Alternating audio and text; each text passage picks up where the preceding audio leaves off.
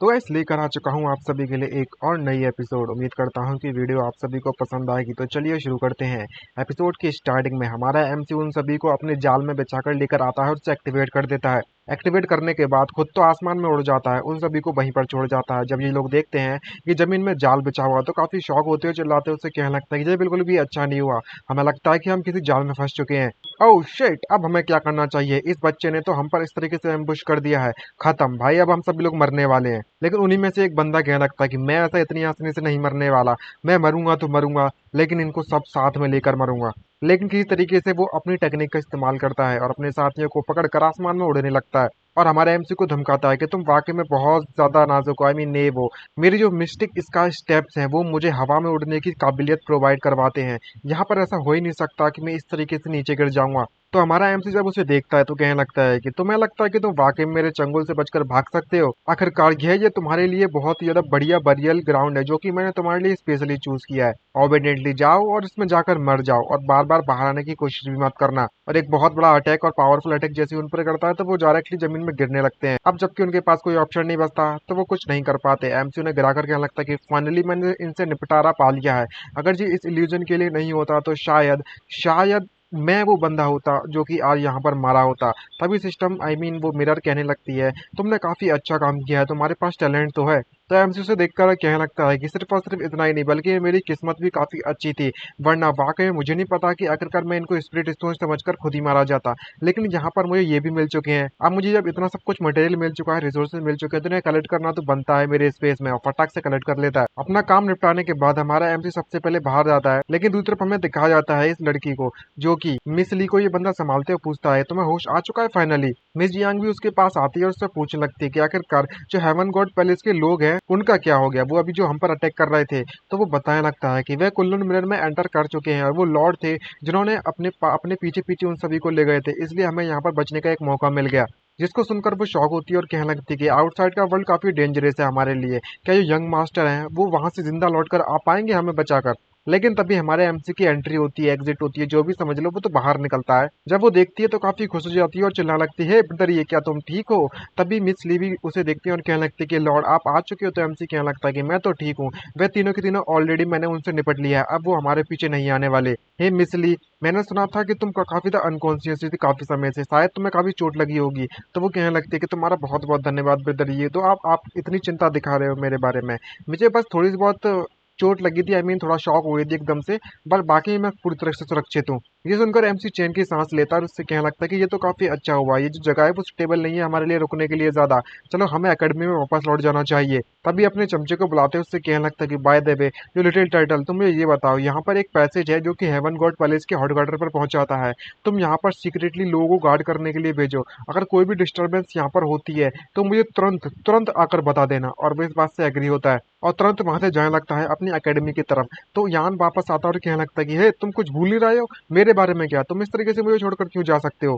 और कहता है कि मिस जियांग तुम तो यहाँ पर नहीं हो, तो मैं तुम्हें सबसे पहले आसपास के इलाके से और एकेडमी के एनवायरनमेंट से फेमिलराइज करवाता हूँ।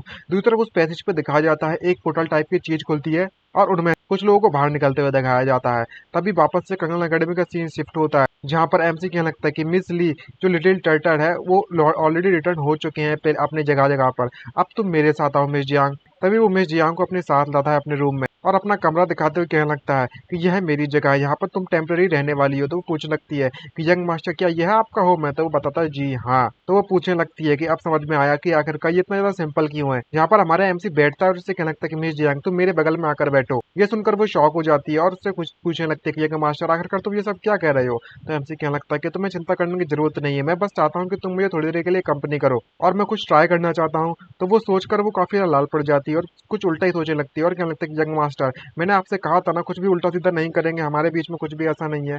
भले ही मैंने आपके साथ रहने के लिए मान गई थी लेकिन यहाँ पर हम ऐसा कुछ भी नहीं कर सकते। लेकिन एमसी फोर्स करते उससे कहने लगता है कि नहीं तुम्हें करना ही होगा। तो वो घबरा जाती है और कहने लगता है कि यंग मास्टर प्लीज आप ऐसा मत कीजिए मेरे साथ। तो एमसी सबसे पहले उसे समझाते हैं, उससे कहने लगता है कि तुम्हें इतना स्ट्रगल करने की जरूरत नहीं है, तुम जितना ज्यादा स्ट्रगल करोगी तुम्हें इतना ही ज्यादा दर्द होगा और मैं चाहता हूँ कि तुम मेरे साथ यहाँ पर कल्टीवेट करो। ये बात सुनकर शौक होती है, वो पूछती है कल्टीवेशन कैसा कल्टीवेशन है? तो एमसी पूछता है कि तुम और क्या सोचने में लगी हुई थी। ये सुनकर वो काफी ज्यादा शॉक हो जाती है और कहने लगती है कि मैं तो कुछ ज्यादा ही सोच रही थी, मुझे लगता है। तभी यान भी बगल में बैठ के आराम से खाते हुए कहने लगता है कि तुम इसे फोर्स क्यों करने में लगे हो कल्टीवेशन के लिए। आखिरकार जो फोर्स्ड मेलन्स होते हैं वो इतने ज्यादा स्वीट नहीं होते। तभी हमारा एमसीयू समझाता है, उससे कहने लगता है कि तुम्हें पता भी है तुम्हें क्या करना है, तुम अपने मेलन शांति से खा लो वरना वो सब छुड़ा लूंगा मैं। खैर तभी वो कल्टीवेशन स्टार्ट करते हैं और इससे कहने लगता है कि मिस जियांग अब हमें चालू करना चाहिए। और जब कल्टीवेशन चालू करते हैं तो मनी मन में सोचते हुए कहने लगता है कि मिस जियांग एक स्कॉलर है, मुझे जितना ज्यादा हो सके उतना ज्यादा ट्राई करना होगा ताकि मेरी सील पर वह अटैक कर सके। और उस समय पर जो जांग दाओलांग की जो कल्टीवेशन थी वो जनरेट कर सकती थी ब्रीथ अटैक को, जो कि सील पर पड़ती थी सीधे।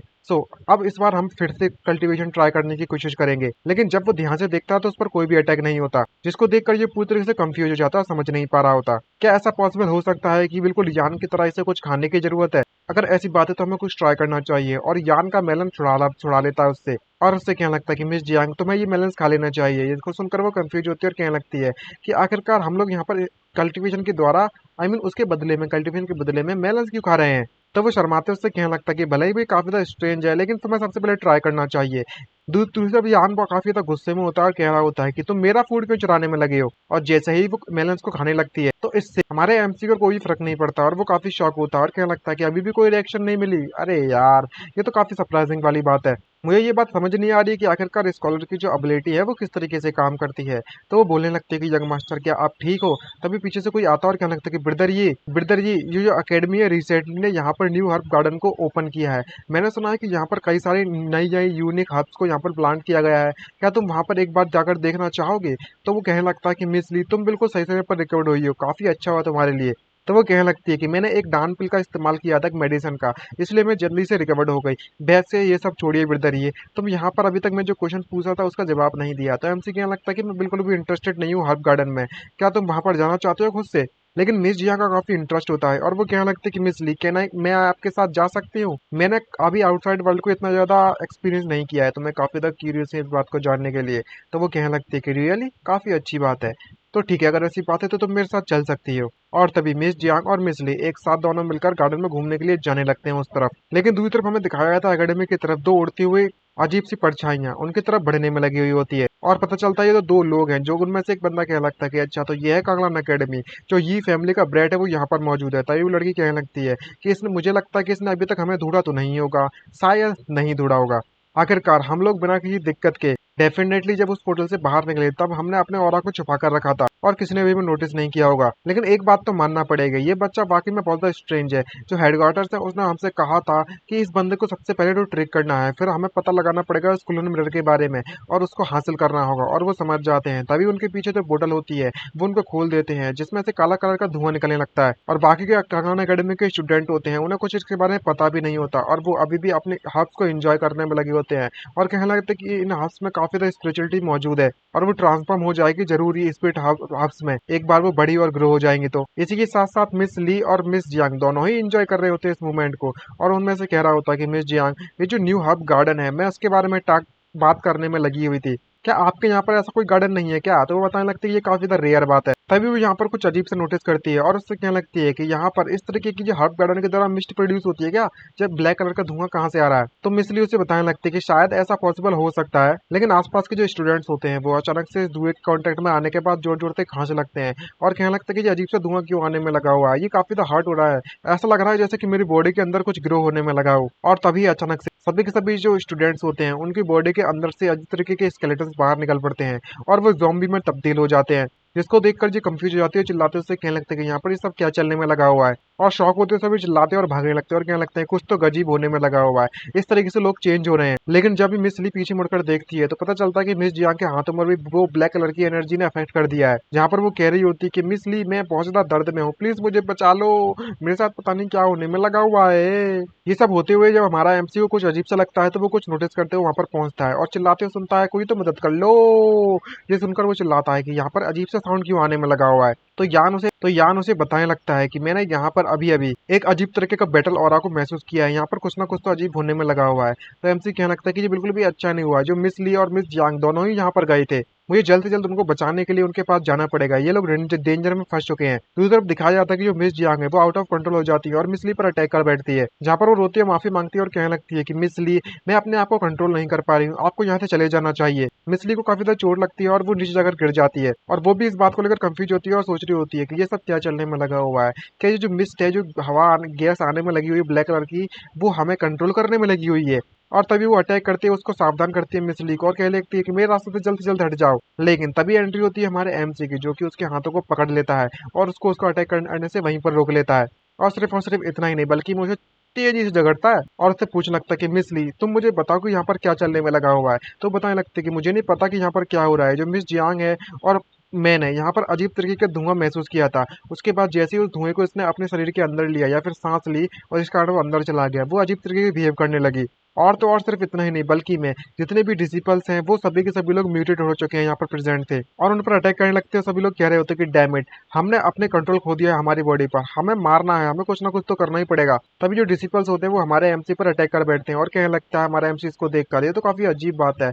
इसे देखकर ऐसा लगता है कि कोई उन्हें कंट्रोल कर रहा है। सबसे पहले तो एक रस्सी उठाता है और मिस जियांग को बांध कर उससे कहने लगता है कि मिस ली, आप सबसे पहले मिस जियांग को यहाँ से लेकर जाइए, मैं इन सभी लोगों से निपटता हूँ। तो मिस ली उससे कहने लगती है कि आप इन पर आराम से जाना, ये सभी के सभी लोग हमारे सेट के स्टूडेंट्स जो हैं। तो एमसी समझाते उससे कहने लगता है कि तुम्हें चिंता करने की जरूरत नहीं है, मैं उन सभी को बिल्कुल भी नहीं मारने वाला। और एक एक करके सभी को धोना चालू कर देता है हमारा एमसी, और इतनी बुरी तरीके से धोता है कि वो म्यूटेट होने के बाद भी हमारे एमसी को कुछ नहीं बिगाड़ पाते। और उन सभी के सभी म्यूटेट्स को हराने के बाद हमारा एमसी पहुंचता है मिस जियांग की तरफ और उसको देखकर मिस जियांग कहने लगते हैं कि यंग मास्टर, मुझे माफ कर देना कि मेरे कारण आप सभी को आपको इतनी परेशानी झेलनी पड़ रही है। तो एमसी बताने लगता है कि तुम्हें ऐसा कुछ भी कहने की भी जरूरत नहीं है और ना ही बेवकूफी जैसे काम करने की जरूरत है, सब कुछ पूरी तरह से सुरक्षित है। और वो कहने लगता है कि मिस ली, क्या आप यहाँ पर सभी के सभी अनकॉन्शियस लोगों का ध्यान रखोगी? मैं जल्दी से जाता हूँ और मिस जियांग को ट्रीट कर आता हूँ सबसे पहले। और वो कहने लगते हैं कि ठीक है, अब ऐसी बात है तो आप मिस जियांग को ठीक करिए सबसे पहले। तभी यान उसके पास आकर कहने लगता है कि मिस ली, मैं तुम्हें आकर प्रोटेक्ट करूंगा। ये सब घटना हो रही होती है, जिन लोगों ने धुआं छोड़ा होता है वो सब कुछ उस पर नजर बनाए रखे होते दोनों के दोनों। और उनमें से एक बंदा कहने लगता है कि आप समझ में आया, आखिरकार जो लोग थे वो इस तरीके से इस बच्चे को हराने में नाकामयाब क्यों रहे थे।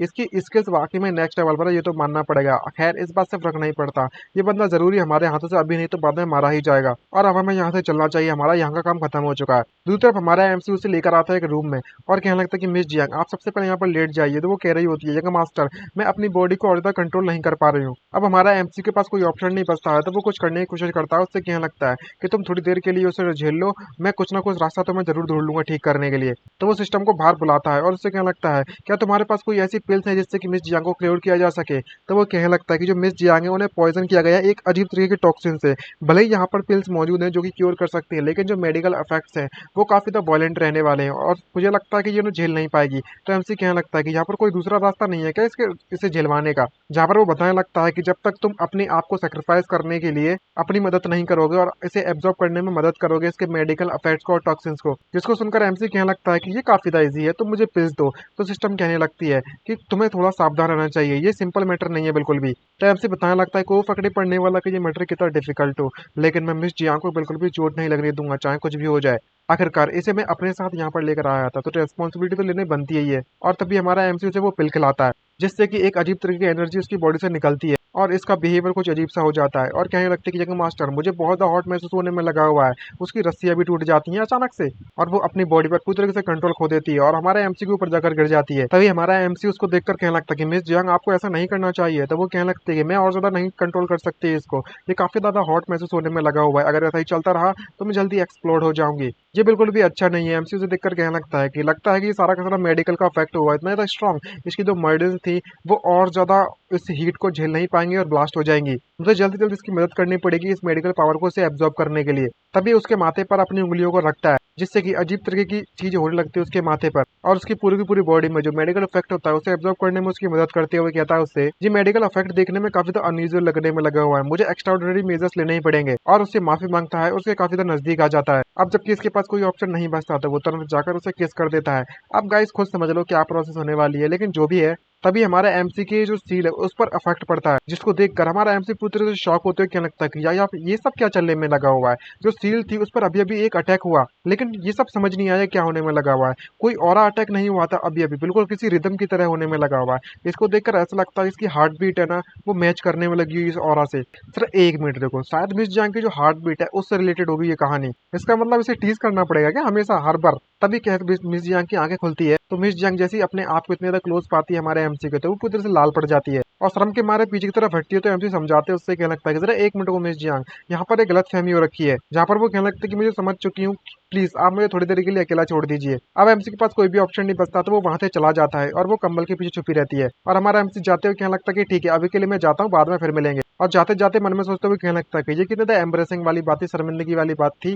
खैर मैं उम्मीद करता हूँ जो मिस जियांग थी उन्हें कोई गलतफहमी नहीं हुई होगी। भला ही मुझे पता है कि मैं कोई जेंटलमैन या रुतुतीस बंदा तो नहीं हूँ, लेकिन मैं इस तरीके से किसी का एडवांटेज और फायदा तो नहीं उठा सकता इस स्टेट में।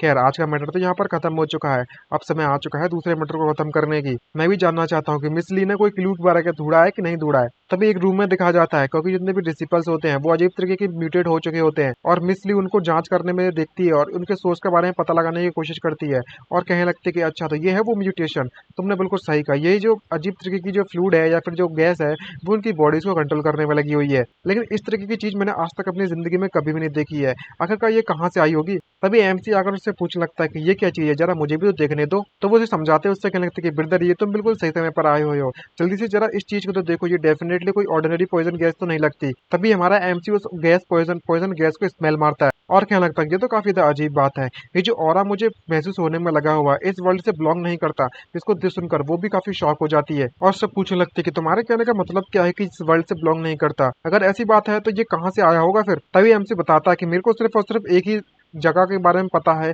जहां से ये आ सकता है और पता चलता है कि ये एल्डर है हेवनली गॉड पैलेस का। ये बात सुनकर वो पूछते कि क्यों ऐसा लगता है तुम्हें? तो एमसी उसे बताने लगता है क्योंकि जो हेवनली गॉड पैलेस है उसी के खिलाफ मन में हमारे लिए दुश्मनी है। और तो और सिर्फ इतना ही, बल्कि उनका जो हेडक्वार्टर है वो एग्जिस्ट करता है वर्ल्ड के दूसरे स्पेस में और हमारे इस वर्ल्ड से बिल्कुल भी रिलेटेड नहीं करता। इस बात को सुनकर वो भी इस बात से एग्री होती है। जहाँ पर एमसी बताने लगता है कि जो हेवन गॉड पैलेस है वो उस कुल्लू मिरर को हासिल करना चाहता है। अगर वे बाकी में से चाहते हैं तो अगर ऐसी बात है तो मैं उन्हें देने के लिए तैयार हूँ। ये बात सुनकर वो शॉक होती है और कहने लगता है कि ब्रदर ये क्या तुम वाकई में इस तरीके से गिव अप करने वाले हो क्या? तो एमसी बताने लगता है कि मैं इतनी आसानी से गिव अप नहीं करने वाला। तो वो पूछती है अगर ऐसी बात है तो आखिरकार तुम उन्हें कुल्लू मिरर क्यों देने वाले हो? तो एमसी बताने लगता है जो कुल्लू मिरर है वो सिर्फ और सिर्फ एक बैट की तरह काम करेगा, मैं बस उनको जाल में फंसाने वाला हूँ। जहाँ पर सीन शिफ्ट होता है, ब्लैक कलर का धुआं अभी भी रिलीज होने में लगा हुआ है, जहाँ पर वो किसी को म्यूट करने में लगी होती है उस एनर्जी से, और वो बंदा कह रहा होता है कि सिर्फ और सिर्फ थोड़ा एफर्ट और फिर उसके बाद हम इस पॉइजनस कॉप्स को बिना किसी दिक्कत के रिफाइन करने में कामयाब रहेंगे और डेफिनेटली उस कुल्लू मिरर को हासिल करने में भी कामयाब रहेंगे। तो वो लड़की कहने लगती है जाओ गांग, तुम वाकई में काफी ज्यादा खुश हो, मानना पड़ेगा, तुम सावधान रहते हो। मुझे लगता है कि हमें डायरेक्टली उस बंदे से वो चीज चुरा लेनी चाहिए, जब छुड़ा लेनी चाहिए। हम इतनी ज्यादा परेशानी क्यों झेलने में लगे हैं? जहाँ पर वो बताने लगता है कि जो ये ब्रेड है वो इतना सिंपल नहीं है, ये ऑलरेडी उसने कई सारे एल्डर्स को मार दिया है हमारे, और हमें थोड़ा तो सावधान रहना ही चाहिए। तभी तलिस्मान फेंकता है ताकि वो उन जॉम्बीज को कंट्रोल कर सके, और तभी वो जॉम्बी जोर जोर से चिल्लाने लगता है और गुर्राने लगता है। जब उसकी प्रोसेस कंप्लीट हो जाती है तो इसे देखकर वो काफी खुश होता है और कहने लगता है कि फाइनली सक्सेसफुल रहा मेरा एक्सपेरिमेंट। सिस्टर सुन, अब हमारा समय आ चुका है कि हम अपने प्लान को जहाँ पर एग्जीक्यूट देने के लिए तैयार हो जाएं। और फाइनली ये डन हो चुका है। वो भी इस बात से एग्री होती है और अपने प्लान को एग्जीक्यूट करने के लिए निकल पड़ती है ये वहां से, और कहने लगती है कि अगर ऐसी बात है तो मैं भी निकलती हूँ सबसे पहले। तभी हमें बाहर का सीन दिखाया जाता है जहाँ पर सभी लोग अजीब तरीके की चीज को महसूस करते हैं, और मैं से कहने लगता है कि ये काफी स्ट्रेंज है, ये अभी मैंने ये सब अजीब सा क्यों लगने में लगा हुआ है, ये क्या था? मैं डेफिनेटली यहाँ पर कुछ अजीब सा देखा था। तभी एक बंदे को ब्लैक कलर की एनर्जी और स्मोक दिखाई देता है, और जैसे ही वो स्मोक उसके अंदर सभी लोगों के अंदर से गुजरता है तो उनके साथ कुछ अजीब सा होने लगता है, और उन्हें इतना दर्द महसूस होता है कि वो उस दर्द को बिल्कुल भी सहन नहीं कर पाते हैं और जोर जोर से चिल्लाने लगते हैं। उसके बाद जितने भी स्टूडेंट्स हैं वो वापस से म्यूटेट हो जाते हैं, और वो लड़की आकर कहने लगती है कि इन सभी को ऐसा ही होना चाहिए था, इन सभी के साथ, इनकी ज्यादा हिम्मत कैसे है हमारे बात ना मानने से। मैं भी तो देखना चाहता हूँ कि ये ब्रेट है वो इनको कैसे हैंडल करेगा। तभी अचानक से उसे अजीब तरीके का साउंड महसूस होता है और वो काफी शौक हो जाती है। तभी उसका लीडर बताने लगता है, उसका सीनियर, कि ये साउंड कहीं और से नहीं बल्कि कुन-लुन मिनर से आने में लगा हुआ है। जिसको देखकर वो भी शौक हो जाती है सुनकर, और कहने लगते हैं दोनों के दोनों अगर ऐसी बात है तो हमें वापस जाकर देखना चाहिए। और तभी वहां पर हमें सच में कुन-लुन मिनर को दिखाया जाता है जो कि सेंटर में पड़ा हुआ है, जिसको सुन देख कर यहाँ पर जो मिस ली है वो हमारे एमसी से पूछने लगती है कि ब्रदर ये काफी ज्यादा डेंजरस नहीं हो सकता कि अगर हम लोग कुन-लुन मिनर को इस तरीके से खुले में छोड़ देंगे तो दूसरी तरफ वो लोग आ जाते हैं उसको लुड़ा चुराने के लिए और कहने लगते हैं कि हे भगवान, ये तो वाकई में कुल्लू मिरर है, वो यहाँ पर क्या करने में लगा हुआ है। तभी सुन कहने लगती है कि अगर ऐसी बात है तो मैं अभी उसे लेकर आती हूँ। तो वो कहने लगता है कि जरा 1 मिनट रुको, ये ट्रैप हो सकता है। तो वो उसे वहीं पर रोक देता है और उससे कहने लगता है, इसको देखकर ऐसा लगता है कि जो कुल्लू मिरर है इस तरीके से अकेले यहाँ पर पड़ा हुआ है, इससे साफ साफ पता चलता है कि ये यहाँ पर एक ट्रैप वगैरह फंसा हुआ होगा। तो ये बात सुनकर वो कहने लगती है कि अगर वाकई में ऐसी बात है तो अब हमें यहाँ पर क्या करना चाहिए, हम इस तरीके से इग्नोर तो नहीं कर सकते इसे, अब तुम ही बताओ। तभी यहाँ पर ये बंदा एक चुटकी बजाता है और उससे कहने लगता है कि तुम्हें चिंता करने की जरूरत नहीं है। चुटकी बजाने से जितने भी म्यूटेटेड बीस्ट उन्होंने कंट्रोल किए थे उन सभी म्यूटेटेड बीस्ट को उनकी तरफ थ्रो कर देता है, उस कुल्लू मिरर की तरफ, ताकि वो वहां से उसे लेकर आ सके। तभी मिसली उससे पूछने लगती है कि ब्रदर ये यहाँ पर क्या चलने में लगा हुआ है, हम जिनको पकड़ने वाले थे वो तो एल्डर्स थे ना हेवन गॉड पैलेस के, तो हमारा एमसी क्या लगता है कि तुम्हें जल्दबाजी करने की जरूरत नहीं है। और जैसे ही कई सारे जॉम्बीज उसके पास बचते हैं तो हमारा एमसी अपनी पावर्स का यूज करता है और टेलीपोर्टेशन फॉर्मेशन को एक्टिवेट कर देता है, जिससे कि उसके डिमोनिक बीस्ट होते हैं वो उतने भी वो सारे के सारे वहां पर कूद पड़ते हैं और सभी आपस में फाइट करना भी चालू कर देते हैं वहीं पर। और तभी वो डिमोनिक बीस्ट उन ज़ॉम्बीज़ को तो एक एक करके पटक पटक के मारने लगता है। एपे बीस्ट होता है उसमें, कुछ भी समझ लो। और इसको देखकर वो एल्डर समझ जाता है और कहने लगता है कि मुझे पता था ये बस एक जाल था और हमें यहाँ पर फंसाने के लिए यहाँ पर ये बिछाया गया था। लकीली मैंने, अच्छा हुआ कि आपकी बात मान ली सीनियर, वरना हम लोग एक्सपोज हो जाते यहाँ पर। अब हमें यहाँ पर क्या करना चाहिए। तो वो बताने लगता है कि अब जबकि जो कुलोन मिलर है वो अपडेट हो चुका है तो अब समय आ चुका है उसे रिलीज करने का। तभी यहाँ पर एक बहुत ही बड़ा जोरदार धमाका दिखाया जाता है और उस धमाके में से वही म्यूटेटेड ज़ॉम्बी बीस्ट निकलता है जो कि उन्होंने काफी मेहनत से बनाया था और वो सीधे डायरेक्टली हमारे एपे डेमन लॉर्ड से फाइट करने के लिए निकल पड़ता है। एमसी ने देखकर समझ जाता है और क्या लगता है कि ये तो काफी ज्यादा पेशेंट है, इनके अंदर काफी ज्यादा सेल्फ कंट्रोल है, मानना पड़ेगा, इन्होंने अभी तक अपने आप को नहीं दिखाया। तभी वह अपनी डॉगी जियाओ को बुलाता है और वो पूछने लगता है कि क्या हुआ, आपके क्या ऑर्डर है मास्टर। तो बताने लगता है कि पूरे के पूरे एरिया को सर्च करो और कोई भी सस्पिशियस देखे तो मुझे बता देना उसके बारे में। और वो तुरंत इस ऑर्डर को फॉलो करने के लिए निकल पड़ता है। तभी यहाँ पर मिसली आकर उससे कहने लगती है कि ब्रदर ये तुम्हारे जो डिवाइन बीस्ट हैं वो अपने आखिरी मूवमेंट पर टिके हुए हैं, क्या हमें जाकर उनकी मदद नहीं करनी चाहिए। तो एमसी बताता है कि अभी बिल्कुल भी समय नहीं है ये सब करने का, हमें थोड़ी देर और इंतजार करना चाहिए। जहाँ पर वो डिमोनिक बीस्ट जाने कि वो जॉम्बी उस डिमोनिक बीस्ट को मारता है और उस कुलन को हासिल करने ही वाला होता है और उसको लेने ही वाला होता है। तभी अचानक से वो ऐप पे फिर से आकर उस पर अटैक कर बैठता है, जिससे कि उसे वो कुंडल मिलर नहीं मिलता और दोनों को जो युद्ध है वो काफी घमासान चल रहा है। तभी ये लोग एल्डर्स उसे देखते हैं तो कहने लगते हैं क्रैप जो डिवाइन बीस्ट है वो जितना सोचा था उससे भी ज्यादा स्ट्रॉन्ग कर निकला, जो पॉइजन कॉप्स है वो कुंडल मिलर को इस तरीके से नहीं हासिल कर सकते। तभी ये अपनी पोटली निकालता है और कहने लगता है कि अगर ऐसी बात है तो मैं थोड़ा बहुत और मसाला, मिर्च मसाला ऐड कर देता हूँ, मैं और ज्यादा होल्ड नहीं कर सकता। और जैसे ही वो उसे कुछ को रिलीज करने वाला होता है तभी पीछे से वो डॉगी आता है, जिसे देखकर वो एल्डर शॉक होता है और हमारा डॉगी इस मूवमेंट का फायदा उठाकर उसकी बोतल को नीचे गिरा देता है। जब एल्डर को ये बात पता चलता है कि वो लोग ऑलरेडी एक्सपोर्ट हो चुके हैं तो बिल्कुल भी ठीक नहीं है, लेकिन हमारा एमसी स्मोक का फायदा उठाता है, तुरंत अपने दूसरे डिमोनिक लूट को उसके पास भेज देता है और वो पक्षी जैसा ईगल जो फिनिक्स जैसी जो भी है वो उस पर अटैक कर बैठती है। तभी वहां पर एक जोरदार धमाका होता है उसी के साथ और डॉगी कहने लगता है कि अच्छा तो ये है वो दो ट्रेस पीसेस, आई मीन कचड़े के टुकड़े, इनकी हिम्मत कैसी है हमारे इस कानन अकेडमी में शोर मचाने की। तभी वो बोटल्स होती हैं वो उसकी फ्लेम्स को पूरी तरह से एब्जॉर्ब कर लेती हैं और एल्डर बिल्कुल सुरक्षित होते हैं और कहने लगते हैं कि मैं इस बॉडी को बिल्कुल भी यूज नहीं करना चाहता था, लेकिन अब तुम लोगों ने मुझ पर कोई भी मौका नहीं छोड़ा है, अब जाओ, और तुमने मुझे वाकई में बहुत ज्यादा गुस्सा दिला दिया है। तभी अचानक से पता चलता है कि जो डिमोनिक लॉर्ड्स होते हैं उन पर वो बंदा बहुत बुरी तरीके से अटैक कर देता है और जिससे कि वो लोग काफी शॉक होते हैं। जब इन्हें कुछ भी ठीक नहीं लगता तो वो काफी शॉक होते हैं, कहने लगता है कि ये बिल्कुल भी ठीक नहीं है, हम लोग काफी ज्यादा केयरलेस थे और ये सिचुएशन हमारे लिए काफी ज्यादा डेंजरस हो चुकी है, सिचुएशन काफी डेंजरस हो चुकी है, अभी हमें यहाँ से जल्द से जल्द निकलना पड़ेगा। लेकिन वो एल्डर उसे जाने नहीं दे सकता और अटैक करता है और कहने लगता है कि तुम भागने की कोशिश कर रहे हो, इतना आसान नहीं है मेरे चंगुल से निकलना। और तभी उन डिमोन लॉर्ड्स पर बुरी तरीके से अटैक कर देता है, जिससे कि उन्हें चोट लग जाती है और वो दोनों के दोनों डिमोनों के बीच जाकर सीधे जमीन पर गिरते हैं। तभी एल्डरसन आती है और उससे कहने लगती है कि जाओ गॉन्ग, तुम तो वाकई में रिमार्केबल हो, जितना सोचा था उससे भी ज्यादा पावरफुल वो तुम तो आउटर वर्ल्ड में। तभी वो क्या लगता है कि ये तो मेरे लिए सिर्फ और सिर्फ कुत्ते के पीसेज हैं। अगर वाकई में ऐसी बात, अब समय है मेरे यहाँ पर शो ऑफ करने का, अगर ऐसा बात है तो मैं इन दोनों को निपटा कर आती हूँ। और स्वॉर्ड से उन पर अटैक कर बैठती है और जब वो डॉगी पर अटैक करती है तो उससे कहने लगती है कि मुझे वाकई में इस तरीके से कि पिल्लों को मारने में बहुत ज्यादा मजा आता है उस लगडर करने में। लेकिन तभी हमारा डॉगी उनकी स्वॉर्ड को अपने हाथों से पकड़ने में कामयाब रहता है, जिसको देखकर एल्डरसन शॉक होती है और कहने लगती है कि तुम्हारे पास अभी भी इतनी स्ट्रेंथ रेजिस्ट करने की काफी सरप्राइजिंग वाली बात है, अगर ऐसा है तो ये काफी ज्यादा इंटरेस्टिंग होने वाला है। और तभी उसे चोट पहुंचा देती है, जिससे कि डॉगी दूर जाकर गिरता है। तभी वहां पर वो पक्षी भी उसके पास आती है और अटैक करते हुए, जिसको देखकर वो भी काफी सरप्राइज हो जाती है। तभी दूसरा बंदा उस पर अटैक करता है, एल्डर उससे कहने लगता है कि अगर ऐसी बात है तो मैं इसको संभाल लेता हूँ, जाओ और मरो। एक जोरदार मुक्का मारता है, जिससे कि ये वाला डीमन लॉर्ड पक्षी है वो सीधे जाकर जमीन पर गिरता है। तभी यहाँ पर एल्डर सुनाते और कहने लगते कि अगर ऐसी बात है तो इसको मैं अभी टपका देती हूँ, आखिरकार ये मेरा शिकार जो है। तभी एंट्री होती है एमसी की, जो कि अटैक करता है उन पर और कहने लगता है कि तेरी हिम्मत कैसे मेरे डिवाइन बीस्ट को टच करने की, क्या तुम मरना चाहती हो। इसको देखने के बाद एल्डरसन काफी शॉक हो जाती है। तभी हमारा एमसी एक पावरफुल अटैक करता है इस पर, जिसको देखकर सभी लोग शॉक हो जाते हैं, खासकर ये एल्डर, और चिल्ला तो कहने लगता है कि सिस्टर सुन, क्या तुम ठीक हो? मतलब पता चलता है कि सिस्टर सुन तो जमीन पर गिर चुकी है और कहने लगता है कि डैम इट, ये ब्रैड कहेगा, एक्चुअली में इसने मुझ पर इस तरीके से एम्बुश कर दिया, मैं इसे पक्का मार दूंगा। जहाँ पर डॉगी उससे कहने लगता है कि हम लोग माफी चाहेंगे मास्टर, हम अपने मिशन को कंप्लीट करने में कामयाब नहीं रहे थे, फेल्ड हो गए, जिससे कि आपके प्लान फेल हो गया। तभी एमसी कहने लगता है कोई जरूरत नहीं है तुम्हें कुछ भी और भी कहने की, मुझे सब कुछ पता है सिचुएशन के बारे में। तो बोलता है मिस ली प्लीज आप जियाओ को और बाकियों को लेकर यहाँ से जा सकती हो क्या? तो वो भी इस बात से एग्री हो जाती है। जहाँ पर वो एल्डर कहने लगता है कि इस ब्रैड को तो देखो, ये काफी स्किल्ड है, हमें इतनी आसानी से इसने ढूंढ लिया है। तभी मिस सिस्टर सुन कहने लगती है कि यहाँ पर हमें डरने वाली कौन सी बात है, ये तो बस एक छोटा सा बच्चा है, हमारे लिए कोई बड़ी परेशानी नहीं खड़ी कर सकता। जहाँ पर हमारा एमसी इससे पूछने लगता है कि हे तुम दोनों, तुम बताओ कि तुम दोनों कौन हो, यहाँ पर क्या करने में लगे हो? तो वो कहने लगता है कि तुम हमें इस तरीके से ट्रिक कर पाओगे, तुम काफी इनएक्सपीरियंस्ड हो।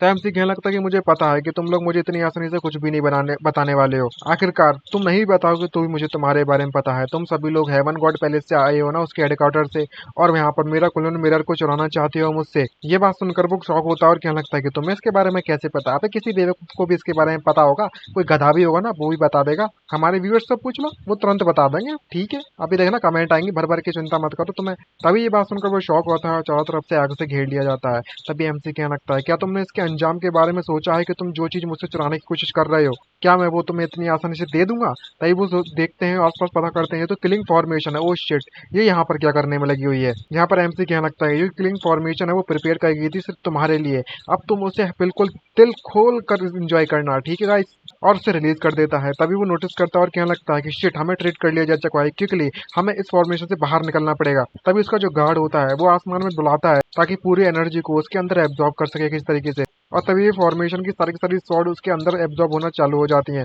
एमसी से देखकर शॉक होते हुए कहने लगता है कि तुम्हारे पास वाकई में इंटरेस्टिंग ट्रेजर है, मानना तो पड़ेगा, मुझे देखकर ये काफी अच्छा लगा। जहाँ पर वो एल्डर अपने गार्ड को बुलाकर उससे कहने लगता है कि बच्चे तुम बिल्कुल भी सोचना मत कि यहाँ पर हम तुम्हें इतनी आसानी से छोड़ देंगे, तुम्हें लगता है कि तुम इस फॉर्मेशन से हमें मारने में कामयाब रहोगे? चाहे कुछ भी हो जाए, आज मैं तुम्हें ये कुल्लू मिरर लेकर ही रहूंगा तुमसे, और साथ में तुम्हारी जान भी तुमसे ले लूंगा। और तभी उसकी स्वॉर्ड को हमारे एमसी पर थ्रो करता है, लेकिन बिना किसी दिक्कत के हमारा एमसी सभी स्वॉर्ड को डॉज कर देता है और उससे कहने लगता है कि तुम्हें यहाँ पर कोई गलतफहमी हो चुकी है मेरी स्ट्रेंथ को लेकर, और लगता है कि मैंने भी तुम्हें काफी ज्यादा हल्के में ले लिया। अगर ऐसी बात है तो हम लोग इस तरीके से खेलना जारी रखेंगे, और ये लो मेरा सबसे पावरफुल अटैक। और जैसे ये रिलीज करता है ये दोनों देखकर उसे शॉक हो जाते हैं और कहने लगते हैं कि जागो यहाँ पर क्या होने में लगा हुआ है। तभी वो देखकर बताने लगता है कि तो फॉर्मेशन के अंदर फॉर्मेशन है, इम्पॉसिबल, आखिरकार ये बच्चे की जो स्किल लेवल है वो इतना ज्यादा कैसे हो सकता है इतनी छोटी सी उम्र में? वो फॉर्मेशन इतनी पावरफुल होती है कि आसपास की चीजों को डिस्ट्रॉय करने लगती है, और ये दोनों अपने आप को एक अजीब सी जगह पर पाते हैं और वो एक बहुत बड़ी खाई में जाकर गिर जाते हैं और उनका वहीं पर स्वाहा हो जाता है। तभी एमसी को यहाँ पर एक बढ़िया मौका मिलता है उनको अटैक करने का, तो वो भी उनके साथ पीछे पीछे उनके पास चला जाता है। तभी ये दोनों अपने आप को एक अजीब सी जगह पर पाते हैं, क्या लगता है कि डैम इट, लगता है कि हमें इस बच्चे के द्वारा इस फॉर्मेशन की स्पेस में जाकर खींच लिया जा चुका है। तो सिस्टर सुन उससे पूछती है कि अब हमें यहाँ पर क्या करना चाहिए, क्या अब हमें भी यहाँ पर बाहर निकल पाएंगे? तो वो कहने लगता है कि मेरे पास अभी भी ऐसे तरीके हैं, हम बस ज्यादा कुछ नहीं, हमें इस फॉर्मेशन के आई को ढूंढना पड़ेगा और उसे डिस्ट्रॉय करना पड़ेगा। तुम्हें चिंता करने की जरूरत नहीं है, मुझे इस बात बच्चे पर भरोसा नहीं बिल्कुल भी कि ये हमें हमारे मरने तक ट्रैप कर रख सकता है। तब अपनी जेब से एक अजीब तरीके की बॉल से निकालता है और आसमान में उड़ाने लगता है, जिससे कि वहां पर बहुत ज्यादा उजाला होने लगता है, और बताता है कि तुमने बिल्कुल सही देखा, मेरे पास एक फ्लाइंग इंसेक्ट है मेरी रिंग के अंदर, जो कि काफी सेंसिटिव है और को लेकर, अगर हम लोग इसे रिलीज कर देंगे यहाँ पर इसका इस्तेमाल कर फॉर्मेशन की आई का पता लगा सकते हैं। तभी इन दोनों को बहुत ही ज्यादा अजीब तरीके का साउंड सुनाई देता है, जिसको देखकर शॉक हो जाते हैं। तभी एमसी आता है और उससे कहने लगता है कि ओ तो तुम मेरी फॉर्मेशन से बाहर निकलना चाहते हो, लेकिन तुमने मेरे ओपिनियन के बारे में तो इससे पहले पूछा ही नहीं। जब ये दोनों देखते हैं कि तो यही फैमिली का बच्चा है, वो यहाँ पर क्या करने में लगा हुआ है, हमारा एमसी एक बहुत ही बड़े गोलेम को उसके पास लेकर आ चुका है, जिसको देखकर वो घबरा जाते हैं और कहने लगता है कि तुम यहाँ पर क्या कर रहे हो। तो एमसी कहने लगता है कि एक बार तुम मेरी टेरिटरी में घुस गए तो तुम्हें लगता है कि तुम बिना किसी दिक्कत के, बिना मेरी परमिशन के यहाँ पर निकलने में कामयाब रहोगे? तुमसे निपटना तो काफी आसान है, मैं तुम्हें छोड़ने के लिए तैयार हूँ, अगर तुम मेरे साथ एक डील करो तो। ये बात सुनकर वो शॉक होती है और पूछने लगती है कि तुम कौन से और किस प्रकार का डील के बारे में बात कर रहे हो। जहाँ पर एमसी उससे कहने लगता है कि तुम दोनों को ज्यादा कुछ नहीं, बल्कि मेरा स्लेव बन जाना है और मुझे अपने हेडक्वार्टर पर लेकर जाना है। जिसको देखकर वो काफी शॉक होता है और कहने लगता है कि इम्पॉसिबल, यहाँ पर कोई भी ऐसा नहीं है जो कि हेडक्वार्टर में एंटर कर सके। और वो बताने लगता है कि बिल्कुल सही कहा, एंटर करना है अगर तुम्हें हेडक्वार्टर में तो तुम्हें आईडी कार्ड की जरूरत पड़ेगी, और तो और ये किसी की सिर्फ और सिर्फ उसी को मिलती है जो कि फेमिलियर होता है उस इलाके में। यहाँ तक कि हम किसी स्ट्रेंजर को अगर ले भी जाते हैं तो हम तुम्हें अंदर नहीं ले जा पाएंगे। तो एमसी पूछता है कि आईडी कार्ड ये क्या चीज़ है? इसका मतलब ये हुआ कि अगर मुझे आईडी कार्ड मिल गया और मैं ट्रांसफॉर्म कर देता हूँ तुम्हारी अपीयरेंस में तो मैं एंटर कर सकता हूँ? ये सुनकर ये घबरा जाता है और कहने लगता है कि तुम्हारे कहने का मतलब क्या है। तो एमसी बताने लगता है कि ऑफ कोर्स सी बात है कि मैं तुम दोनों को मार दूं और तुम्हारे आईडी कार्ड ले लूं और हेवन गॉड पैलेस के हेडक्वार्टर में बिना किसी दिक्कत के मैं एंटर कर सकूं। मेरा तो यही प्लान है, बस सुन लिया मेरा प्लान। इतना कहने के बाद हमारा एमसी उस पर बहुत पूरी तरीके से अटैक करता है। इस बंदे को काफी ज्यादा चोट लग जाती है, वो मूव भी नहीं कर पाता और काफी शॉक होता है और कहने लगता है कि ये काफी अजीब सी बात है, मैं अपनी स्पिरिचुअल पावर को इस्तेमाल क्यों नहीं कर पा रहा हूँ। और जब वो पीछे मुड़कर देखता है तो उसकी जो सिस्टर सुन होती है उसकी आधी बॉडी कट चुकी होती है उस अटैक से।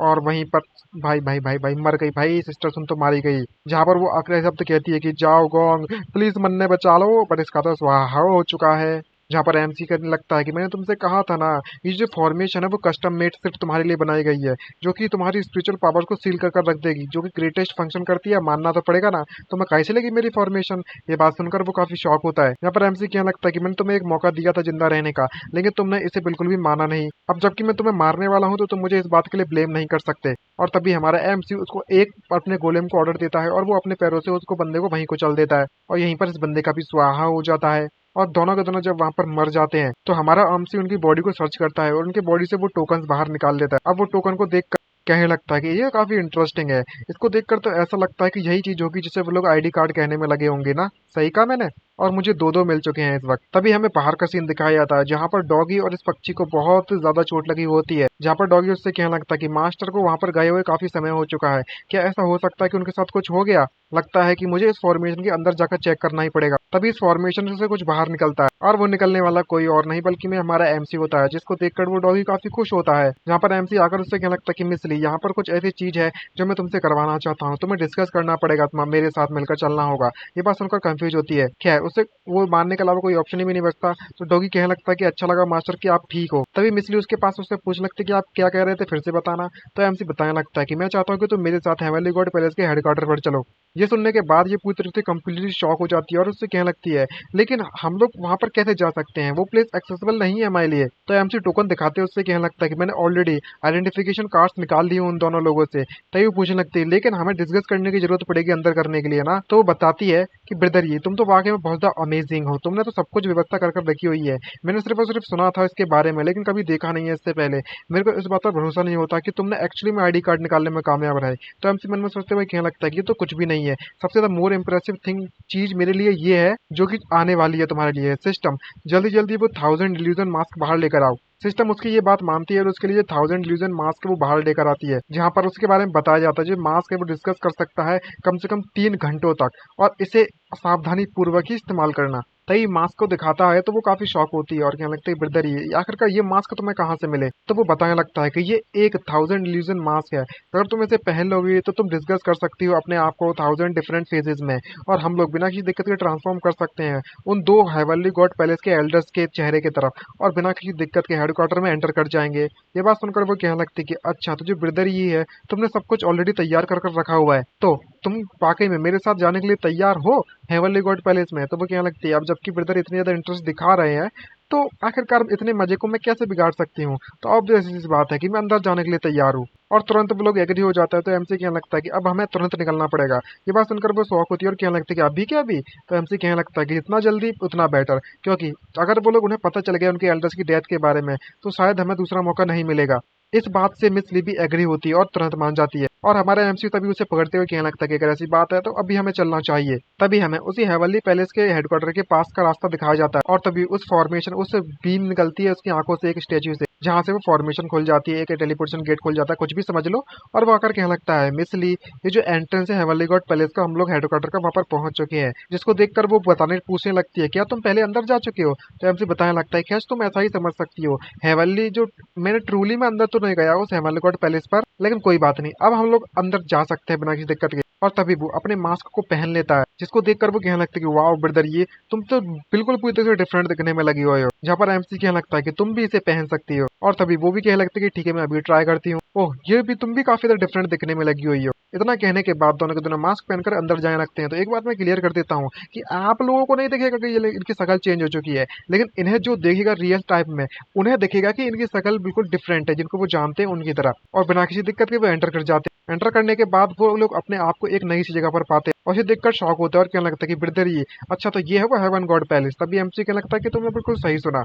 अब जल्दी से जो आइडेंटिफिकेशन कार्ड मैंने तुमने दिए थे वो बाहर निकाल लो। तभी वो अपने कार्ड्स को जैसे ही बाहर निकालते हैं तो उनमें से वो फॉर्मेशन एक्टिवेट होती है और दरवाजा खुल जाता है। और तभी जैसे ही वो अंदर जाते हैं तो काफी ज्यादा स्पिरिचुअल एनर्जी महसूस होने लगती है उनको, अजीब सा महसूस भी होता है थोड़ा सा। और जैसे ही वो लोग अंदर आते हैं तो उनको शॉक के मारे वो जमीन पर गिर जाते हैं। तभी गार्ड्स उन्हें नोटिस करते हैं और कहने लगते हैं कौन है बे यहाँ पर, हमें जाकर चेक करना चाहिए कहीं हम पर कोई इंट्रूडर तो नहीं घुस पड़ा। तभी वो लोग उनका चेहरा देखते हैं तो कहने लगते हैं कि एल्डर जाओ गोंग, एल्डर सुनजी, आप हो यहाँ पर, क्या आप दोनों के दोनों एल्डर्स मिशन के लिए नहीं गए थे तो इतनी जल्दी वापस क्यों आ गए। ये सुनकर मिसली उससे कहने लगता है कि बिरदे रहिए, हमें लगता है डिस्कवर कर लिया जा चुका है। तो वो कहने लगता है कि कोई बात नहीं कोई बात नहीं, हम लोग इस वक्त जाओ गोंग और सुन जी हैं, इस वक्त हमें कोई भी रिकॉग्नाइज या पहचानेगा नहीं। तभी वो खांसते उससे कहने लगता है कि मैंने ऑलरेडी अपने बिजनेस को खत्म कर लिया है, अपना काम निपटा लिया है और मैं रेजिडेंस पर वापस आराम करने के लिए जाना चाहता हूँ। तो वो गार्ड कहने लगता है कि ठीक है, कॉन्ग्रेचुलेशन एल्डर जाओ, अगर आपका जो पैलेस मास्टर है उसके बारे में पता चला आपके मिशन एल्डर के मिशन के सक्सेशन के बारे में तो वो डेफिनेटली काफी खुश होंगे। तभी एमसी गुस्सा दिखाते उससे कहने लगता है कि तुम कुछ ज्यादा ही बोलते हो और एक धक्का मारते उससे कहने लगता है कि जल्दी से मेरे रास्ते से हट जाओ। रास्ते से हटाने के बाद हमारा एमसी उससे कहने लगता है कि सुन जी, अब हमें अपने घर पर वापस आराम करने के लिए चलना चाहिए। पीछे से सोल्जर्स देखते हैं तो कहने लगता है कि ओल्डर जाओ वाकई में बहुत ज्यादा गुस्से वाले बन चुके हैं जब से वो बाहर गए हैं। इनकी जो स्ट्रेंथ है, खैर बात तो है, इन्हें एरोगेंट होने का हक भी बनता है, पावरफुल लोग एरोगेंट ही होते हैं। तभी मिस्टर ली से पूछने लगते कि बिरदेरी आखिरकार हम इस वक्त कहाँ पर जाने वाले हैं। तो हमारा एमसी बताता है कि मुझे भी इसके बारे में नहीं पता। तो वो भी कंफ्यूज होती है और उससे पूछने लगती है कि अगर आपको इसके बारे में पता नहीं है तो आखिरकार हम लोग हेवन गॉड पैलेस के हेडक्वार्टर में आए किस लिए हैं। खैर तभी वो आगे बढ़ता है और गेट पर पहुंच जाता है और उसे बताता है कि हमारा सिर्फ एक ही मकसद है कि हम हेवन गॉड पैलेस को यहीं पर डिस्ट्रॉय करने के लिए आए हैं। ऑब्वियस सी बात है ये हमारे लिए। ये सुनकर ये शौक होती है, उससे पूछने लगते कि ब्रदर ये क्या तुम ठीक हो। तो वो पूछ बताने लगता है कि तुम मेरी बात ध्यान से सुनो, आखिरकार ये क्या चीज कर रही हो तुम। तो वो पूछने लगती है कि जो हेवन गॉड पैलेस का हेडक्वार्टर है वो इतना ज्यादा बड़ा है, तो तुम मुझे ये बताओ कि अकेले तुम इसको किस तरीके से डिस्ट्रॉय करने वाले हो। और तो और सिर्फ इतना ही नहीं बल्कि मैं जहाँ पर इतने सारे लोग मौजूद हैं और वो इतने ज्यादा पावरफुल हैं कि अगर तुम यहाँ पर अटैक करने की कोशिश भी करते हो तुम डेफिनेटली इनको हरा नहीं पाओगे और वो लोग हम पर वापस से अटैक तो जरूर करेंगे। सिंपल सी बात है, ना ही हमारे पास इतना टाइम है कि हम धीरे धीरे करके उन्हें हरा सके। अगर ये प्रॉब्लम बड़ी होती गई तो हम लोग भी जिंदा यहाँ से बचकर वापस नहीं लौट पाएंगे। तो ये सुनकर एमसी से बताते उससे क्या लगता है कि तुम्हें चिंता करने की जरूरत नहीं है इसके बारे में, मेरे पास नेचुरली सी बात है कि इसका एक रास्ता तो हो गई तभी तो मैं यहाँ पर आया हूँ। ये सुनकर वो कंफ्यूज होती है और उससे पूछने लगती है कि तुम किस रास्ते के बारे में बात कर रहे हो। तो एमसी अपनी उंगली को उठाकर फॉर्मेशन एक्टिवेट करता है और उससे क्या लगता है कि यहाँ पर हमेशा किसी चीज के लिए एक दूसरा रास्ता जरूर बना होता है। जैसे कि एग्जाम्पल के तौर पर हम लोग इस फॉर्मेशन का इस्तेमाल कर सकते हैं जिससे कि हम लोग इनसे डैमेज कर सकते हैं बिना किसी दिक्कत के, बिना किसी जान पहचान के। जिस सुनकर वो शौक होती है उससे पूछने लगती है कि यह चीज भी पॉसिबल है। तो एमसी बताने लगता है कि ऑफ कोर्स ये पॉसिबल है, जब तक हमारे पास जो फॉर्मेशन हम इस तरीके से सेटअप कर देंगे तो इस पूरे के पूरे हेवन गॉड पैलेस को डिस्ट्रॉय करना कोई बड़ी बात नहीं है हमारे लिए। ये सुनकर वो पूछने लगता है कि ब्रदर ये तुम तो वाकई में बहुत ज्यादा डेयरिंग हो। तो ये पीछे से एक सोल्जर आकर उससे कहने लगता है कि एल्डर जाओ, एल्डर सन, आप दोनों के दोनों एल्डर्स यहाँ पर मौजूद हो। जो पैलेस मास्टर्स हैं उन्होंने आपको वहां पर बुलाया हुआ है main hall, central main hall में, और वहीं पर आपका इंतजार कर रहे हैं। ये सुनकर वो घबरा जाती है और उससे पूछने लगती है क्या हमारा भांडा फूट चुका है।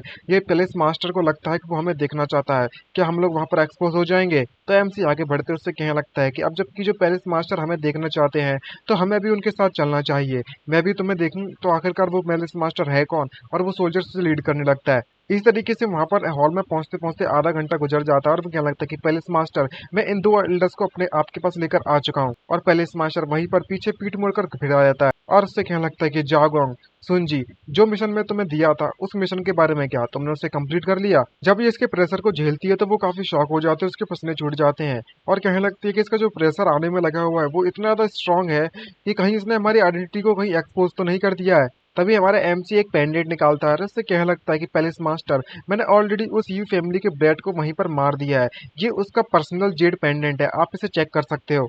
और तभी वो पेंडेंट उसे दे देता है। जब वो देखता है उसको तो वो तुरंत खुश हो जाता है और उससे कहने लगता है कि ये चीज इतनी बुरी भी नहीं थी, ये बात तो माननी पड़ेगी, इस पेंडेंट के अंदर ये फैमिली के ब्रेड का ऑरा तो मौजूद है।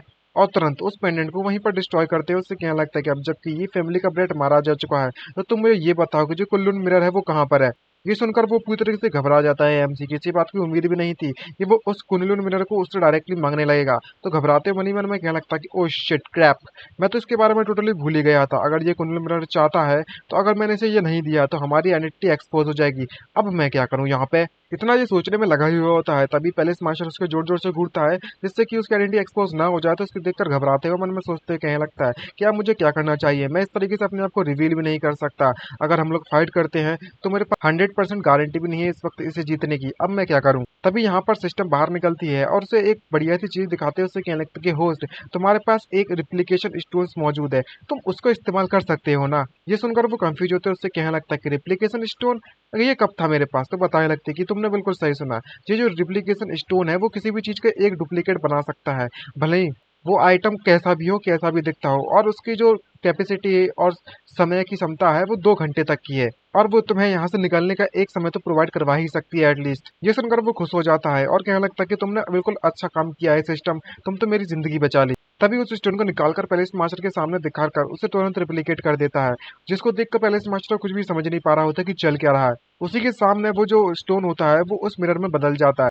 जहाँ पर एमसी कहने लगता है कि हॉल मास्टर, यह वह कल्लून मिरर है जो कि मैंने उससे लेकर आया हूँ। जिसको देखकर वो खुश होते होते से कहने लगता है कि जाओ गंग, मैंने इस बारे में सोचा भी नहीं था कि तुम इतने ज्यादा केपेबल निकलोगे, लेकिन एक्चुअली में तुम इसे मैनेज करने में कामयाब रहे, इस कुनूल मिरर को पाने में। वाह शाबाश। तुम मुझे बताओ कि आखिरकार तुम्हें रिवॉर्ड के तौर पर क्या चाहिए। तो वो कंफ्यूज होकर पूछने लगता है कि रिवॉर्ड, और जोर जोर से हंसता है और उससे कहने लगता है कि हॉल मास्टर, तुम मजाक तो नहीं कर रहे मेरे साथ। मैंने ये काम किसी रिवॉर्ड के लिए नहीं किया था, मैं बस जाकर आराम करना चाहता हूँ वापस। ये सुनकर पैलेस मास्टर खुश होता है और उससे कहने लगता है कि तुमने बिल्कुल सही काम किया है और तुमने मिशन भी कंप्लीट कर दिया है। तुम मुझे जब भी चाहे मुझे ढूंढने, मतलब मुझे मेरे पास आ सकते हो जब भी तुम्हें कुछ भी चाहिए हो। तो उसका धन्यवाद कहते हुए हमारा एमसी वहां से चला जाता है और कहने लगता है कि सिस्टर सुन, हम एक साथ चलेंगे यहाँ से आराम करने के लिए। लेकिन पैलेस मास्टर को यहाँ पर कुछ अजीब लगता है और कहने लगता है कि यहाँ पर जो जाओ गोंग है वो एक अजीब तरीके की फीलिंग क्यों देने में लगा हुआ है। इसकी पर्सनैलिटी के हिसाब से तो इसे रिवॉर्ड तुरंत ले जाना चाहिए था। तो इस बात पर भरोसा नहीं होता तो वो अपने शेडो गार्ड को बुलाता है। तो वहां पर एक बंदा आता है मुच्चड़ सा ब्लैक शेडो में, और क्या लगता है कि आपका शेडो गार्ड यहाँ पर प्रेजेंट हो चुका है। तो पैलेस मास्टर कहने लगता है कि तुम उस बंदे पर अपनी नजर बनाए रखना, जाओ गोंग और सिस्टर सुन पर, और उसकी हर एक मूवमेंट के बारे में मुझे जानकारी जरूर प्रोवाइड करवाना। दूसरी तरफ हमारा एमसी आराम करने के लिए ढूंढ रहा होता है जगह। तभी वो लड़की उससे पूछती है कि ये ब्रदर, क्या तुमने वाकई में उस कुनलुन मिरर को उसके हवाले में कर दिया है। तो हमारा एमसी बताता है कि वो एक फेक था। ये सुनकर वो शॉक होती है। तो एमसी बताने लगता है कि हाँ, मैंने इसे रिप्लिकेट कर दिया था, तो उसे बेवकूफ बनाने के लिए इसको कॉपी बना के दे दिया, और ये 2 घंटे बाद एक्सपोज हो जाएगा। लेकिन हमारे लिए 2 घंटे काफी होंगे हमारा काम खत्म करने के लिए और इस जगह को डिस्ट्रॉय करने के लिए। तभी वो अपना हाथ दीवार पर रखता है और तुरंत वहां पर एक फॉर्मेशन ड्रॉ करना चालू कर देता है। तो वो ये पूछने लगती है कि आखिरकार हम लोग यहाँ पर अभी फॉर्मेशन स्टार्ट करने वाले हैं क्या। इनकी फॉर्मेशन सेटअप चल ही रहा होता है, तभी पीछे से वो गार्ड उन पर नजर बनाए रखता है और कंफ्यूज होते सोचता है कि आखिरकार जो एल्डर जोंग है वो क्या करने में लगे हुए हैं, क्या इन्होंने फॉर्मेशन सीख ली है। तभी हमारा एमसी उसको आसपास देखकर पहचान लेता है और कहने लगता है कौन है भाई यहाँ पे। और जब इसकी पोल खुल जाती है तो ये घबरा जाता है और कहने लगता है कि ये बिल्कुल भी अच्छा नहीं हुआ, मुझे डिस्कवर कर लिया जा चुका है, मुझे सबसे पहले रिट्रीट करना होगा और रिपोर्ट करना होगा हॉल मास्टर पर इसके बारे में। तो एमसी उसके पीछे पड़कर उससे कहने लगता है कि तुम्हें वाकई में ऐसा लगता है कि तुमने मेरी सीक्रेट के बारे में डिस्कवर कर लिया है, फिर तुम यहाँ से जिंदा लौट कर निकल पाओगे। और बिना किसी दिक्कत के हमारा एमसी तुरंत उस बंदे के सामने आ जाता है। इस बात का उसे बिल्कुल भी अंदाजा नहीं होता। अब हमारा एमसी को उसे रोकना है तो उसे पीटना तो बनता है, और उसे मारते हुए कहने लगता है कि यहाँ से निकलने के बारे में बिल्कुल सोचना ही मत, और एक बहुत ही बड़ा पावरफुल अटैक करता है उस बंदे पे, जिससे कि उसका बैलेंस बिगड़ जाता है। और क्या लगता है कि डैमेज, ये बंदा तो काफी ज्यादा फास्ट निकला। उसे इस बात का अंदाजा भी नहीं है कि ये ऑलरेडी चारों तरफ से घिर चुका है। एक ड्रेन टाइप का जो शेडो या फॉर्म होती है उसने उस बंदे को वहीं पर जकड़ लिया होता है, जिससे कि मूव नहीं कर पाता। एमसी इस मौके का फायदा उठाता है और तुरंत एक जोरदार अटैक करता है उस शेडो गार्ड पे। तभी अचानक से एमसी कुछ नोटिस करता है और पता चलता है कि जो शेडो गार्ड है वो कई डिफरेंट डिफरेंट कलर की ब्लैक कलर की शेडोज में मूव करने लगा है, जिसको देखकर वो कंफ्यूज होता है, क्या लगता है कि ये सब क्या चलने में लगा हुआ है यहाँ पे। अब वो एक ब्लैक कलर की शेडो जब उसके बगल से निकलती है तो वो काफी घबरा जाता है और क्या लगता है कि डैम इट, ये एल्डर जोंगोंग है ही नहीं, अब मुझे क्या करना चाहिए। इसकी पोल खुल चुकी है हमारे एमसी के इस बंदे के सामने, तो अब इसके पास भागने के अलावा कोई भी ऑप्शन नहीं बचता। और मन ही मन में कहने लगता है कि ये जो मैटर है वो रिपोर्ट तो करना ही पड़ेगा जल्दी जल्द पैलेस मास्टर पर, जितना जल्दी हो सके उतना बेटर। तभी मिसली उसे देखकर चिल्लाती है कि ये बंदा यहाँ से बचकर भागने में निकलने लगा। लेकिन तभी हमारा एमसी अपने तलिस्मान का यूज करता है। उससे क्या लगता है कि तुम्हें चिंता करने की जरूरत नहीं है, ये बंदा मेरे चंगुल से बचकर निकल नहीं पाएगा यहाँ से। और एक अजीब सा तलिस्मान जब वो अपने पीछे देखता है तो वो काफी शौक होता है और वो तालिस्मान सीधे जाकर उसके मुंह पर जाकर लगता है, जिससे कि उसके चेहरे पर एक बहुत ज्यादा जोर का धमाका होता है। धमाके की चोट से उसे काफी दर्द महसूस होता है और वो जमीन पर गिर जाता है। एमसी इस मौके का फायदा उठाता है और उसकी तरफ अटैक करने के लिए दोबारा से बढ़ते हैं। उससे कहने लगता है कोई फर्क नहीं पड़ने वाला कि तुम कौन हो, लेकिन जिसे मेरे सीक्रेट के बारे में पता चल चुका है वो यहाँ से बचकर नहीं जा सकता, चाहे वो कुछ भी हो जाए, और उसे तुरंत मरना ही होगा। और जब वो उस बंदे पर तुरंत अटैक करता है तब वो किस तरीके से शैडो गार्ड डॉज करने में कामयाब रहता है और वो बच जाता है और कहने लगता है कि बच्चे, तुम इस बारे में सोचना ही मत कि मैं तुमसे डरता हूँ। अब जबकि तुम इतने ज्यादा प्रेसिडेंट बन चुके हो मुझे मारने के लिए, तो मेरे पास कोई भी ऑप्शन नहीं बचता। अब मैं तुम्हें मार कर पहले इस मास्टर के पास चला जाऊंगा सब कुछ बताने के लिए। एमसी अपनी स्वॉर्ड से उसके अटैक को डॉज करता है, रोकने की कोशिश करता है, लेकिन उसका अटैक इतना पावरफुल होता है कि एमसी की स्वॉर्ड भी डिस्ट्रॉय हो जाती है और वो काफी शॉक हो जाता है। तभी शैडो गार्ड उससे अटैक करते उससे कहने लगता है क्या तुम्हें अब इस बात का पछतावा होने में लगा हुआ है, तुम काफी ज्यादा लेट हो चुके हो। लेकिन तभी हमारा एमसी अपने हाथों से उसके अटैक को रोकने की कोशिश करता है, और जब वो देखता है शैडो गार्ड की उसके अटैक को बिल्कुल रोक लिया गया है तो बहुत ज्यादा शॉक होता है, क्योंकि हमारे एमसी ने अपने हाथ को पूरी तरीके से स्केल से भर लिया होता है और कहने लगता है कि तुमने बस मैंने थोड़ी थोड़ी तारीफ कर दी, तुम इतने ज्यादा कोकी बन चुके हो, इतना ज्यादा स्मार्ट समझ रहे हो अपने आप को। और तभी हमारा एमसी अपने हाथ रखता है उसके मुंह पर, जिसको देखकर वो घबरा जाता है और कहने लगता है कि ओ तेरी ये क्या चीज हो गई है। तभी एमसी बताता है कि तुम अब यहाँ पर बचकर नहीं भाग सकते, यहाँ तक कि तुम्हें अपनी मौत को एक्सेप्ट करना ही पड़ेगा, और तुरंत उसके सर को वहीं पर ब्लास्ट कर देता है। लेकिन पता चलता है कि वो शैडो गार्ड किसी तरीके से बचने में कामयाब रहा और कहने लगता है कि तुम मुझे मारना चाहते हो, मुझे मारना इतना आसान नहीं है तुम्हारे लिए। तो एमसी कहने लगता है कि तुम वाकई में फिर से ट्राई करोगे। तभी हमारे एमसी के पास कोई भी ऑप्शन नहीं बचता, तो वो फॉर्मेशन को एक्टिवेट कर देता है, जिससे कि शैडो गार्ड पूरी तरीके से घिर जाता है फॉर्मेशन में और बचकर नहीं निकल पाता। शैडो गार्ड भी पूरी तरीके से कंफ्यूज होता है और एमसी कहने लगता है कि भाई बात तो माननी पड़ेगी कि मैं तुम्हें मार नहीं सकता इस समय पर, लेकिन मैं तुम्हें ट्रैप तो कर ही सकता हूँ। जिसको देखकर वो शैडो गार्ड घबरा जाता है और कहने लगता है कि डैम इट, मुझे यहाँ से जाने दो। जो पैलेस मास्टर है वो इसके बारे में जरूर पता लगा लेंगे, अभी नहीं तो बाद में। अगर मुझे तुमसे यहाँ से नहीं जाने दिया तो मैं शायद उनसे मैं तुम्हें भी नहीं बचा सकता, लेकिन अगर तुमने छोड़ दिया तो मैं उनसे कह दूंगा कि मैं तुम्हारी जान बख्श दे और तुम्हें यहाँ से जिंदा जाने दे। हमारा ऐसे जब उसकी बकवास सुनता है तो उसको सर पर जोर से मारते उससे कहने लगता है कि तू बहुत बोलता है, बंद कर अपना मुंह, और तुरंत अटैक कर देता है, जिससे कि एक टैबलेट गिरता है और पैलेस मास्टर को इसके बारे में पता चल जाता है और कहने लगता है कि ये कितनी अजीब बात है, जो शैडो गार्ड है वो इस टैबलेट गिर चुका है शैडो गार्ड का, तो कुछ क्या उनके साथ कुछ हो गया, कुछ तो गड़बड़ है यहाँ पे। ये कितनी अजीब सी बात है, मुझे चाहे कुछ भी हो जाए खुद से बाहर जाकर देखना पड़ेगा कि क्या चल रहा है। तभी हमारा एमसी सभी फॉर्मेशन को सेटअप कर देता है और क्या लगता है कि मैंने फाइनली यहाँ पर फिनिश कर लिया है, मेरी जो थर्ड फॉर्मेशन है वो मैंने पूरी तरीके से सेटअप कर लिया और मैं काफी थक चुका हूँ। जहाँ पर मिसली आकर उससे कहने लगती है कि ये ब्रदर, क्या जो फॉर्मेशन है वो फॉर्मेशन आई की जरूरत नहीं पड़ेगी क्या, आपने वो सेटअप क्यों नहीं किया अभी तक। तो एमसी बताने लगता है कि जो फॉर्मेशन है मैं जो सेटअप करने वाला हूँ वो 1000 करेक्ट इनकारनेशन फॉर्मेशन है, जो फॉर्मेशन की आई है उसे लिविंग सेक्रीफाइस से सब्स्टिट्यूट की जरूरत पड़ेगी। तो इसका मतलब ये हुआ कि मैंने इस फॉर्मेशन की आई के तौर पर इस बंदे को चुना है। तभी कई सारे गार्ड्स आकर उसको देख लेते हैं और पहचान लेते हैं और कहने लगते हैं कि तुम कौन हो बे, तुम यहाँ पर क्या कर रहे हो। जब बाकी के गार्ड्स उसे देखते हैं तो काफी शौक होते हैं, उससे कहने लगते हैं कि ये तो शैडो गार्ड है ना, यहाँ पर क्या चलने में लगा हुआ है, जो शैडो गार्ड है वो इस तरीके से जमीन पर क्यों पड़ा हुआ है और यहाँ पर क्या होने में लगा हुआ है, और तुम दोनों के दोनों कौन हो, क्योंकि हमारे एमसी का मास्क पूरी तरीके से ब्लास्टेड हो चुका है। तभी हमारा एमसी सर पटकता है और उससे कहने लगता है कितना ज्यादा अनोइंग बात है, यहाँ पर इतने पेट्रोल टीम से फिरने में लगी हुई थी हर तरफ, और तभी जोर से चिल्लाने की आवाज आती है किसी की और पता चलता है कि वहाँ पर जो पैलेस मास्टर है वो आवाज उसे सुनाई देती है, तो वो काफी घबरा जाता है और उसे यहाँ पर कुछ ठीक नहीं लगता, कुछ अजीब सा महसूस होता है। दूसरे तरफ एमसी की तरफ देखा जाता है जिसने उस गार्ड को हरा दिया है और कहने लगता है कि अब लगता है कि तुमने कुछ ज्यादा ही शोर मचा दिया है, हमें यहाँ से जितना ज्यादा हो सके उतना ज्यादा दूर निकलना पड़ेगा। यहाँ पर हमारा एमसी बताता है कि मेरी सिर्फ और सिर्फ एक फॉर्मेशन रह गई है, उसके बाद हम पूरी तरीके से कंप्लीट हो जाएंगे। तभी हमारा एमसी लास्ट फॉर्मेशन को सेटअप करने लगता है और कहने लगता है कि हेवन गॉड पैलेस तुम बस इंतजार करो, मैं तेरे पूरी की पूरी इस हेवन गॉड पैलेस को पूरी तरह से डिस्ट्रॉय कर दूंगा। और जब फॉर्मेशन सेटअप करने में लगा ही हुआ होता है तभी वो कुछ अजीब से नोटिस करता है, क्योंकि जिधर सेटअप कर रहा है वहां पर एक जोरदार धमाका होता है, जिसको देखकर ये काफी तक घबरा जाती है और चिल्ला पड़ती है। तभी हमारा एमसी सामने जब ध्यान से देखता है तो हर तरफ धुआं ही धुआं होता है और तब पता चलता है कि ये कोई और नहीं बल्कि मैं पैलेस मास्टर उसके सामने उस दीवार को तोड़ते हुए आ चुका है, जो कि उससे कहने लगता है कि तुम लोग हो कौन, और यहाँ पर एल्डर्स की शक्ल लेकर घुसने की हमारे सेवन गॉड पैलेस में तुम्हारी हिम्मत कैसे हुई। यहाँ पर एमसी घबराते उससे कहने लगता है कि डैम इट, लगता है कि हमें डिसकवर्ड कर लिया जा चुका है इस बार, अब हम क्या करें। यहाँ पर मिसली कहने लगता है कि ब्रिदियरी अब हमें यहाँ से भागना चाहिए, इसका जो प्रेशर है वो काफी स्ट्रांग है, हम इसका मुकाबला नहीं कर सकते। जहाँ पर ये जो जो हेवन गॉड पैलेस का पैलेस मास्टर है वो उसे घूरता है और फॉर्मेशन को बताते हुए उसे बताने लगता है कि ये काफी लेट हो चुका है, ये जो ऑरा है उसने पूरी की पूरी सराउंडिंग स्पेस को लॉक कर दिया है, अब एमसी के पास कोई भी ऑप्शन नहीं बचेगा इसके साथ फाइट करने के अलावा।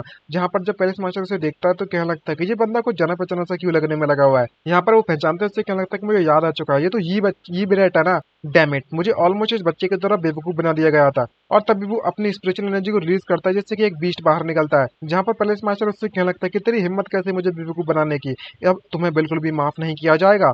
इस प्रेशर को मिस ली बिल्कुल भी झेल नहीं पाती और कहने लगती है कि ब्रदर ये थोड़ा सावधान रहिएगा, और ब्रदर ये को बचाने के लिए वो तुरंत अपने आप पर उस अटैक को झेलने के लिए तैयार हो जाती है। और तभी वहां पर एक जोरदार धमाका होता है। जब हमारा एमसी अपनी आंखें खोलता है तो वो देखता है कि यहाँ पर मिसली को काफी ज्यादा चोट लग चुकी है। तो वो चिल्लाते उससे कहने लगता है कि मिसली क्या तुम ठीक हो? तो वो कहने लगता है कि ब्रदर जी तुम्हें यहाँ से भागना होगा। जहाँ पर पैलेस मास्टर को गुस्सा आता है और कहने लगता है कि बच्चे तुम्हारे पास एक्चुअली में इस ये वूमन है जिसने तुम्हें प्रोटेक्ट कर दिया है, क्या तुम एक मर्द भी हो? अगर तुम जिंदा रहना चाहते हो तो ऑबिडेंटली जो मैं चाहता हूँ वो तुम मेरे हवाले कर दो, वरना तुम यहीं पर मेरे हाथों से ब्रेट मारे जाओगे। एमसी काफी ज्यादा पावरलेस महसूस करता है और उसके पास कोई भी ऑप्शन नहीं बचता तो घबरा जाता है और क्या लगता है कि इस बंदे का जो प्रेशर है उसने ऑलरेडी एम्परर रियलमी पर पहुंच चुका है। अगर हम इससे हेड ऑन फाइट करते हैं तो शायद ये हमारे लिए थोड़ी परेशानी हो सकती है।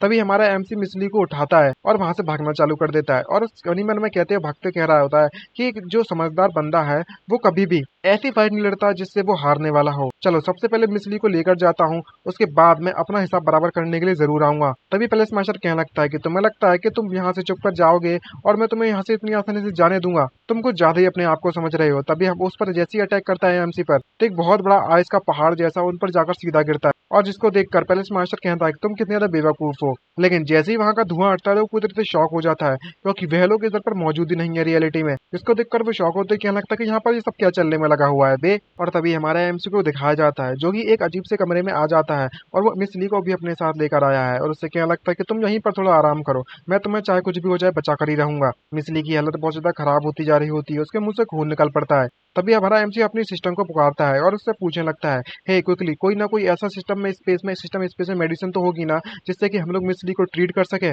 तभी सिस्टम बताने लगती है कि होस्ट ये जो यंग लेडी की इंजरीज है वो काफी ज्यादा खतरनाक है, यहाँ पर पॉइजनस गैस इसके बॉडी के अंदर मुझे थोड़ी महसूस हो रही है। अगर तुम वाकई में इसे न्यूट्रलाइज करना चाहते हो तो तुम्हें 9 रिवोल्यूशन पिल की जरूरत पड़ेगी। तो एमसी बताता है कि अगर ऐसी बात है तो क्विकली लेकर आओ ना 9 रिवोल्यूशन पिल को। तो वो बताती है कि मेरे पास वो अभी मौजूद नहीं है। और तभी पीछे से कोई धमाका होता है जिसको देखकर वो शॉक हो जाता है और काफी घबरा जाता है और कहने लगता है कि डैमेज जो मिस ली है वो इस तरीके से मेरे कारण हो चुकी है, मैं इस तरीके से यहाँ पर उसे मरने नहीं दे सकता।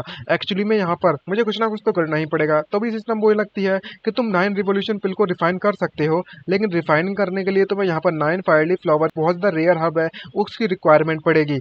और जो हेवन गॉड पैलेस है उसके पास ये हर्ब गार्डन तो जरूर होगा, तो मुझे जाकर वहां पर देखना चाहिए। तभी वो उस कुलन मिरर को खोलता है और कहने लगता है कि मिस ली बस यहाँ पर आप थोड़ा देर के लिए इंतजार करो, मैं थोड़ी देर में वापस आता हूँ। और वो वहां से उसे छोड़कर चला जाता है। वो उस मिरर के अंदर उसे डाल देता है ताकि थोड़े समय के लिए सुरक्षित बनी रहे और कहने लगता है कि तुम इस मिरर में आराम करो जब तक मैं आपके लिए वो हर्ब्स लेकर जितनी ज्यादा जल्दी हो सके उतनी जल्दी आता हूँ।